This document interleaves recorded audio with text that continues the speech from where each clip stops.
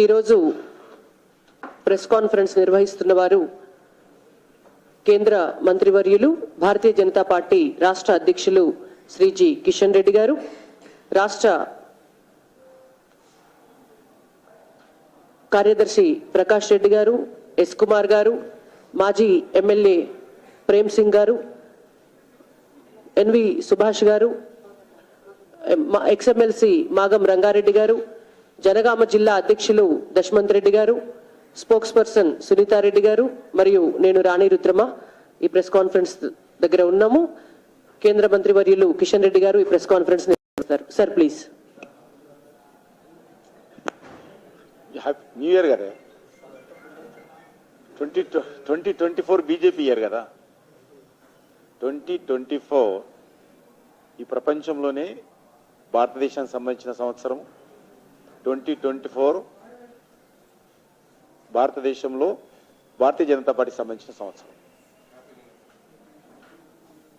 అందుకే హ్యాపీ. మిత్రులందరూ కూడా నూతన సంవత్సర శుభాకాంక్షలు.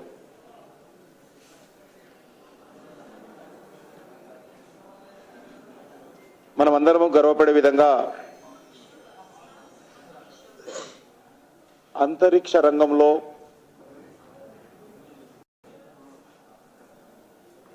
నూతన ప్రయోగాలకు జనవరి 1న వేదిక కావడము, నిన్న జరిపినటువంటి ప్రయోగం విజయవంతం కావడము, ప్రయోగాలకు జనవరి 1న ఉత్తేజాన్ని నింపడము, ఇస్రో ఒక సరికొత్త రికార్డు సృష్టించడం జరిగింది. ఇది మనకందరూ తెలుసు, ఈ సంవత్సరము గగనయాన్ సంవత్సరం. 2021లో అమెరికా ఈ తరహా ప్రయోగం చేపట్టడం జరిగింది. అమెరికా తర్వాత భారతదేశంలో ఇస్రో ఈ రకమైనటువంటి ప్రయోగాలకు నిన్న శ్రీకారం చుట్టడము మనమందరం కూడా గర్వపడాల్సిన విషయం. నేను ఈ సందర్భంగా ఇస్రో శాస్త్రజ్ఞులకు తెలంగాణ ప్రజానీకం తరఫున హృదయపూర్వకమైనటువంటి శుభాకాంక్షలు తెలియజేస్తా ఉన్నాను, అభినందన తెలియజేస్తా ఉన్నాను.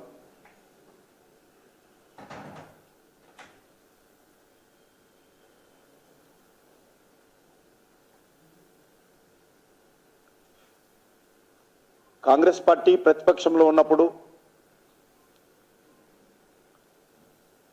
ఈ రాష్ట్రంలో జరిగినటువంటి అవినీతి పట్ల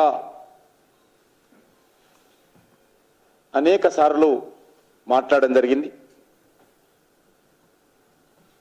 గత శాసనసభ ఎన్నికల్లో కాంగ్రెస్ పార్టీ అధికారంలోకి వస్తే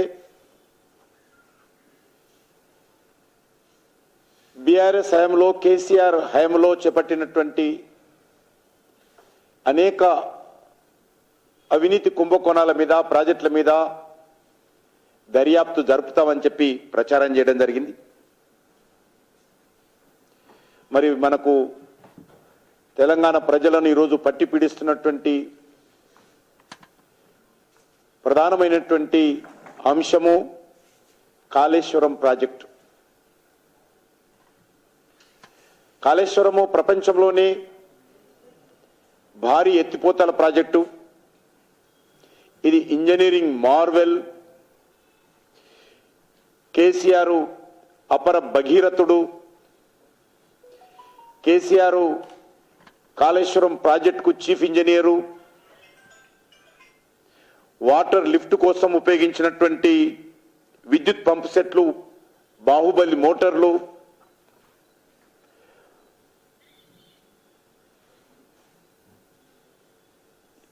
ఏడు బుర్జు ఖలీఫాలకు సమానమైనటువంటి కాంక్రీటు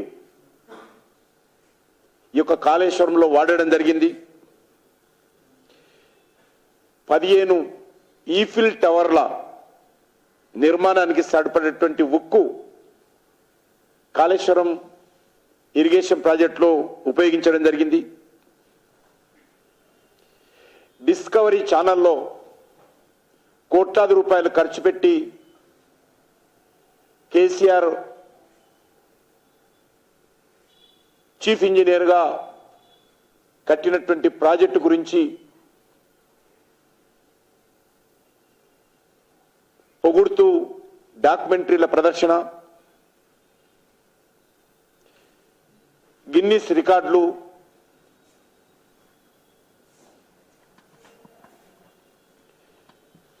వీటన్నిటితో పాటు 80,000 పుస్తకాలు చదివినటువంటి కేసీఆర్ చీఫ్ ఇంజనీర్గా కట్టినటువంటి ప్రాజెక్టు మరి ఈరోజు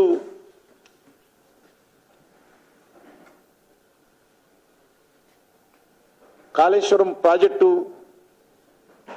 భవిష్యత్ ఏంటి, తెలంగాణ ప్రజల భవిష్యత్ ఏంటి, కాళేశ్వరం కోసం కట్టినటువంటి 1,00,000 కోట్లు ఏమైనట్టు,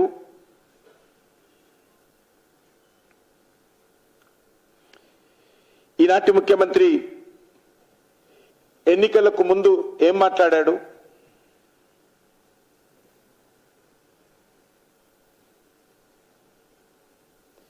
ఇవన్నీ కూడా ఈరోజు తెలంగాణ ప్రజలు ఆలోచన చేయాల్సిన అవసరం ఉంది. కేసీఆర్ ప్రభుత్వం ఉపయోగించినటువంటి ఇంజనీరింగ్ కాస్త రీ ఇంజనీరింగ్ కాస్త రివర్స్ ఇంజనీర్గా మారిపోయింది. ఈరోజు మేడిగడ్డ ప్రాజెక్టుకు ఏదైతే కాళేశ్వరంకు లైఫ్ లైన్గా ఉందో మేడిగడ్డ కుంగింది, అన్నారం బ్యారేజీ గ్యారెంటీ లేకుండా పోయింది. ఈరోజు కాళేశ్వరం ప్రాజెక్టు తెలంగాణ ఇమేజ్ను పూర్తిగా గోదావరి పాలు చేశారు.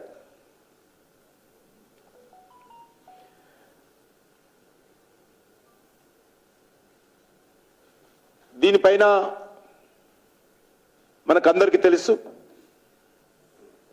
ఈ ప్రాజెక్టు పిల్లర్లు కుంగినటువంటి ఘటన 21 అక్టోబర్ 2023 సాయంకాలం గుర్తించడం జరిగింది. వెంటనే ఇది మా దృష్టికి రాగానే కేంద్ర జలశక్తి మంత్రికి దీనిపైన ఉత్తరం రాయడము, కేంద్ర ప్రభుత్వము జలశక్తి మంత్రి వెంటనే స్పందించి మేడిగడ్డ బ్యారేజ్ పిల్లర్లు కుంగినటువంటి ఘటన పైన నేషనల్ డ్యామ్ సేఫ్టీ అథారిటీ ద్వారా ఒక ఉన్నత స్థాయి కమిటీని ఏర్పాటు చేసి విచారణకు ఆదేశించిన విషయం మనకందరికీ తెలుసు. ఈ కమిటీ 24 అక్టోబర్ 2023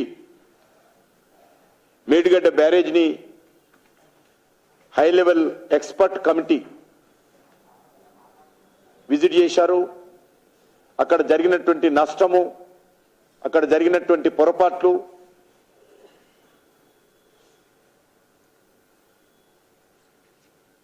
వాళ్ళు సందర్శించడం జరిగింది. అదేవిధంగా 25 అక్టోబర్ నెక్స్ట్ డే కూడా హైదరాబాద్లో అనేక మంది ప్రముఖులను, రాష్ట్ర ప్రభుత్వ ఉన్నతాధికారులను కలిసి ఒక అవగాహనకు వచ్చిన తర్వాత మరింత విశ్లేషణ చేయాల్సిన అవసరం ఉంది. దీనిపైన ఒక 20 అంశాలపైన నేషనల్ డ్యామ్ సేఫ్టీ అథారిటీ మరిన్ని వివరాలు కావాలని రాష్ట్ర ప్రభుత్వాన్ని లిఖితపూర్వకంగా అడగడం జరిగింది.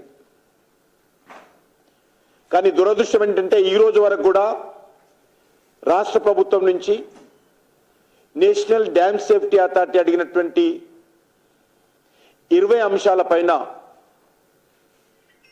ఏ రకమైనటువంటి వివరాలు అందచేయలేదు. 20 అంశాలలో 11 అంశాలకు మాత్రమే అరకొర సమాధానాలు ఇచ్చారు.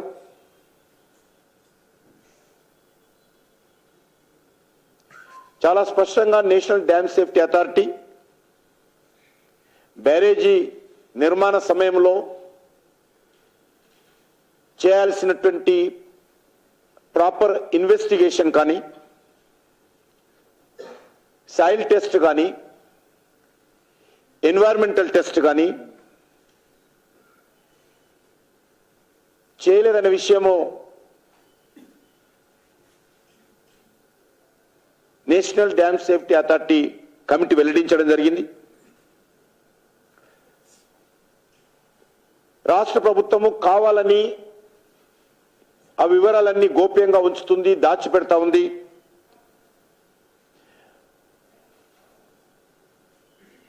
తమ అసమర్థత, అక్రమాలను కప్పిపుచ్చుకునేటువంటి ప్రయత్నం చేస్తూ ఉంది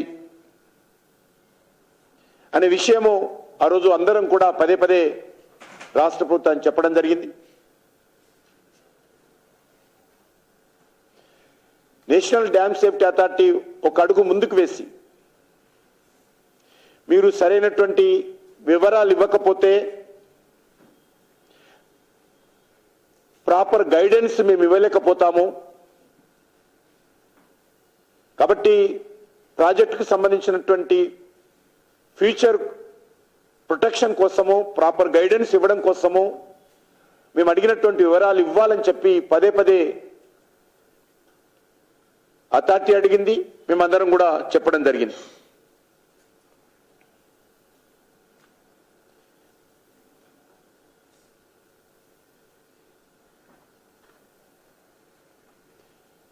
దురదృష్టం ఏంటంటే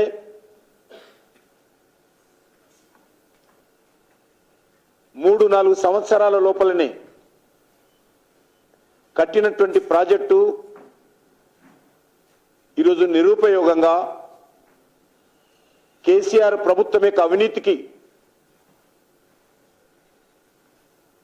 అద్దం పట్టే విధంగా ఈరోజు మన కళ్ళ ముందు ప్రాజెక్టు వెలవెలపోవడం ఏదైతున్నదో, తెలంగాణ ప్రజల యొక్క కష్టార్జితం గోదావరి పాలు కావడము, అవినీతి పాలు కావడం ఏదైతున్నదో ఇది చాలా తీవ్రమైనటువంటి అంశంగా ఈరోజు తెలంగాణ ప్రజలు భావిస్తా ఉన్నారు.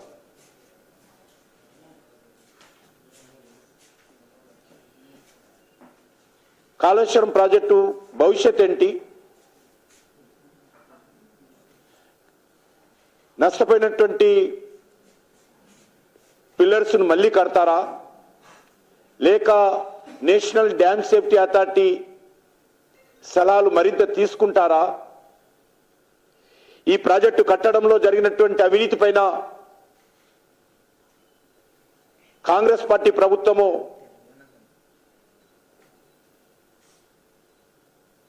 ఎందుకు ఊచలు లెక్క పెడతా ఉంది? పదే పదే ప్రతిపక్షంలో ఉన్నప్పుడు ముఖ్యమంత్రి గారు కాళేశ్వరం ప్రాజెక్టు పైన మేము మాట్లాడినప్పుడు కేంద్ర ప్రభుత్వం ఏం చేస్తుంది, మోడీ గారు ఏం చేస్తున్నారు, కిషన్ రెడ్డి ఏం చేస్తున్నాడు అని పదే పదే రేవంత్ రెడ్డి గారు మాట్లాడారు. మరి ఈరోజు రాష్ట్ర ప్రభుత్వ వైఖరి ఏంటో చెప్పాల్సినటువంటి అవసరం ఉంది. ఆ రోజు మేము కేసీఆర్ని అడిగినప్పటికీ కూడా ఆయన సిబిఐకి అంగీకరించలేదు. చట్టం చేయడం జరిగింది. సిబిఐ రాష్ట్ర ప్రభుత్వ అనుమతి లేకుండా తెలంగాణకు సంబంధించినటువంటి ప్రభుత్వ ప్రాజెక్టుల మీద దర్యాప్తు చేయకూడదనేటువంటి యాక్ట్ను తెలంగాణ ప్రభుత్వము, కేసీఆర్ ప్రభుత్వం ఆ రోజు ముందుకు తీసుకురావడం జరిగింది.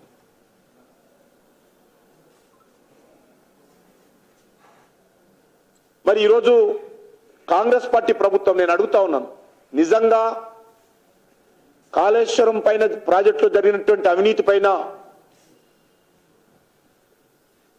దర్యాప్తు జరగాలని కోరుకుంటున్నారా లేదా?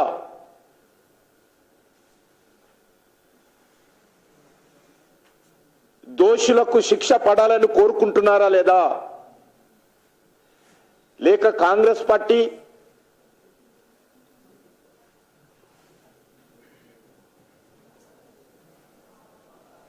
గత అనేక సంవత్సరాలుగా అవినీతితో కలిసి కాపురం చేశారు.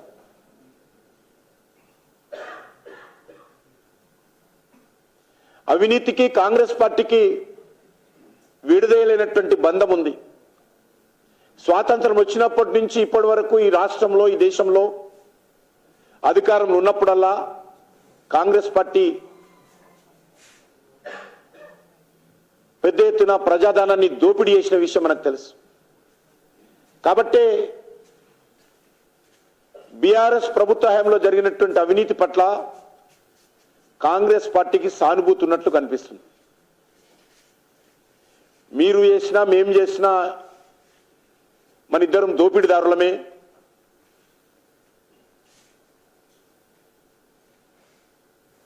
మీ డిఎన్ఏ మా డిఎన్ఏ ఒకటే. మీ పార్టీ మా పార్టీ బొమ్మ బోర్సు ప్రాంతీ పార్టీలే. కేసీఆర్ వెళ్ళింది మా పార్టీ నుంచే. కేసీఆర్ రాజకీయ జీవితం మా పార్టీ ద్వారానే ప్రారంభించారు. కేసీఆర్ మా పార్టీతో పొత్తు పెట్టుకొని కేంద్రంలో మంత్రి అయ్యాడు, రాష్ట్రంలో మంత్రులు అయ్యారు. కాబట్టి మనం వేరువేరు కాదు, మనమిద్దరము దగ్గరి మిత్రులము అనే విధంగా ఈరోజు కాంగ్రెస్ పార్టీ, బీఆర్ఎస్ పార్టీ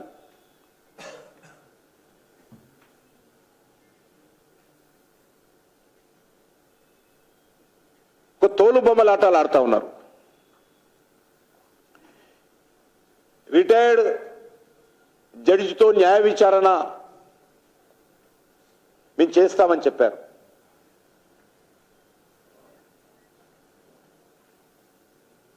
మరి ప్రతిపక్షంలో ఉన్నప్పుడు సిబిఐ ఎందుకు విచారణ చేయించడం లేదని ప్రధానమంత్రి గారిని కాంగ్రెస్ పార్టీ నాయకులు ప్రశ్నించారు కదా. ఈరోజు ఎందుకు సిబిఐకి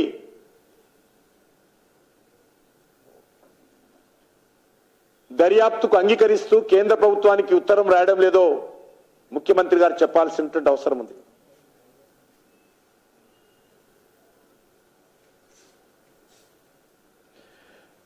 కాళేశ్వరం ప్రాజెక్టు ఇప్పుడు రోజు కళగా మారిపోయింది.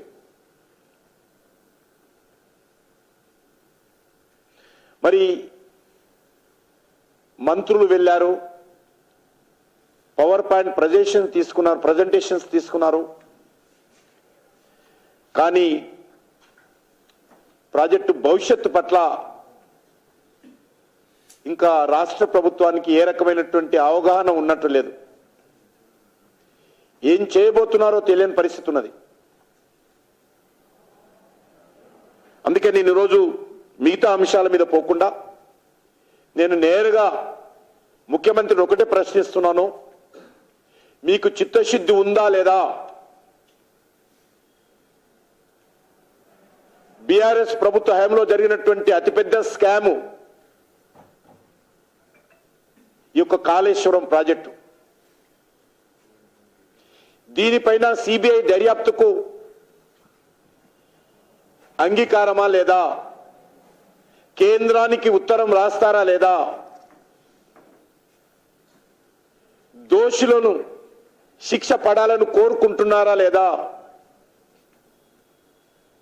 లేక మీకు బీఆర్ఎస్ పార్టీకి మజ్లిస్ పార్టీ మధ్యవర్తిత్వం చేసి ఏమైనా అంగీకారం కుదిర్చిందా? ఈరోజు తెలంగాణ ప్రజలు కోరుకుంటున్నారు.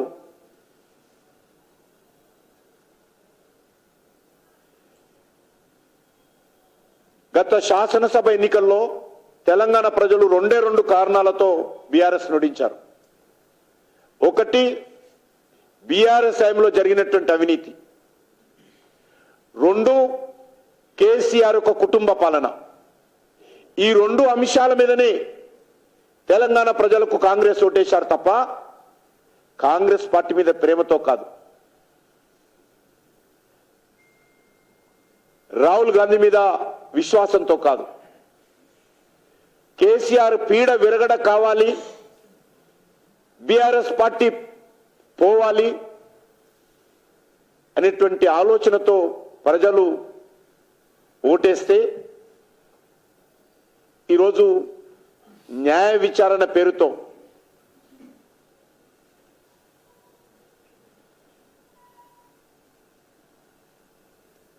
బీఆర్ఎస్ ప్రభుత్వానికి కేసీఆర్ కు మేలు చేసే విధంగా కాంగ్రెస్ పార్టీ ప్రభుత్వం అడుగులు వేస్తుంది.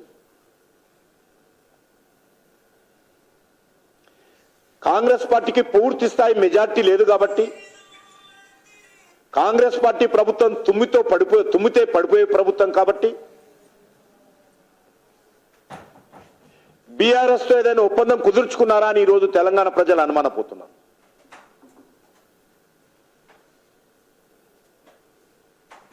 నేను ఫామ్ హౌస్ లో ఉంటాను, నువ్వు ప్రగతి భవన్ లో ఉండు, నీ దగ్గరికి నేను రాను, నా దగ్గరికి నువ్వు రావద్దు అనేటువంటి ఆలోచనతో ఈరోజు ఈ రెండు పార్టీలు, మాజీ ముఖ్యమంత్రి ఇద్దరు కూడా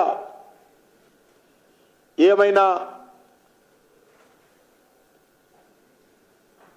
ఎంఐఎం మధ్యవర్తిత్వంతో అవగాహనకు వచ్చారా ఈరోజు తెలంగాణ ప్రజలు కోరుకుంటున్నారు.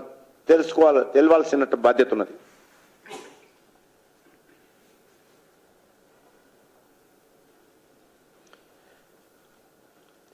రివ్యూలు చేశామని చెప్పారు, మంత్రులు స్వయంగా వెళ్ళారు. నేను ఒక్కటే అడుగుతా ఉన్నాను, మీరు రివ్యూలు చేయండి, పవర్ పాయింట్ ప్రజెంటేషన్స్ ఇవ్వండి,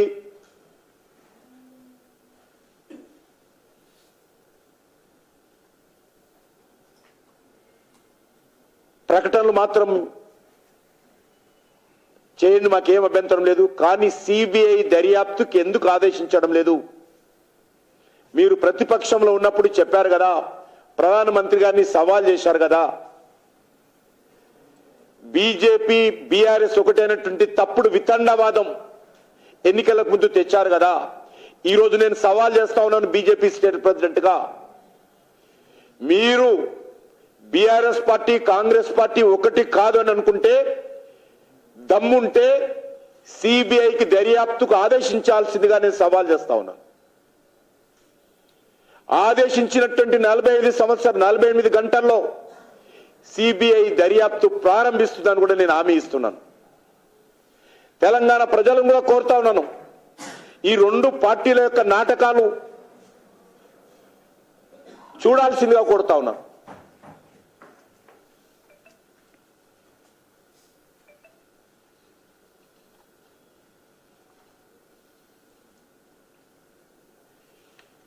ఇల్లు అల్కగానే పండుగ కాదు, గ్యారంటీల పేరుతో అధికారంలో రావడమే కాదు. కాబట్టి ఇచ్చిన మాట మీద నిలబడాల్సినటువంటి బాధ్యత ఉన్నదనే విషయాన్ని నేను ఈరోజు కాంగ్రెస్ పార్టీ ప్రభుత్వానికి జ్ఞాపకం చేస్తూ,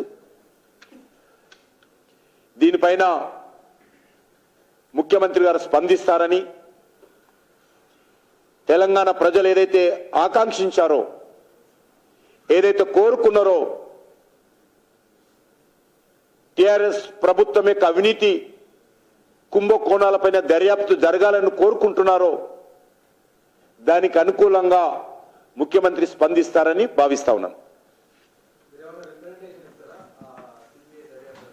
మీ ద్వారానే చెప్తున్నాం కదా, మీ ద్వారానే చెప్తున్నా. ఆయన కూడా మీడియాలోనే చెప్పాడు, నేను కూడా మీడియాలోనే చెప్తాను.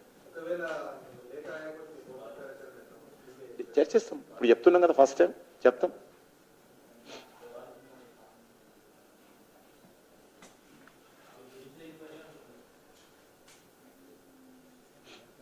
జ్యుడిషియల్ ఎంక్వైరీ అంటే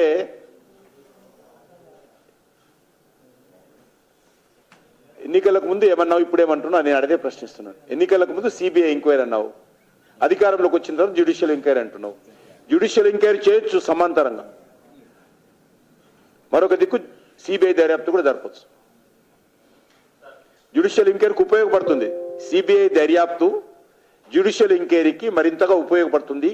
వేగవంతంగా దర్యాప్తు జరగడానికి అవకాశం ఉంటుంది. దోషులకు శిక్ష పడే విధంగా వేగవంతంగా జ్యుడిషియల్ ఎంక్వైరీ పూర్తి చేయడానికి అవకాశం ఉంటుంది.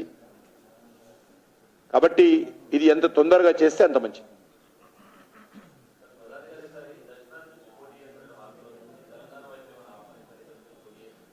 మేమైతే పేపర్లను చూసి తెలుసుకున్నాం, పేపర్లో చూసి తెలుసుకుని అంటున్నా. అదేదంటే మేము బయట మాట్లాడతాం, ఆయనకు స్వయంగా మాట్లాడతాం, టీవీల ద్వారా పేపర్ల ద్వారా చెప్పకూడదు కదా. వెల్కమ్ అయినా ఏదైనా కూడా ముందు ఆయనతో మాట్లాడినాక ఆయన ఓకే అంటే అప్పుడు చెప్తాం.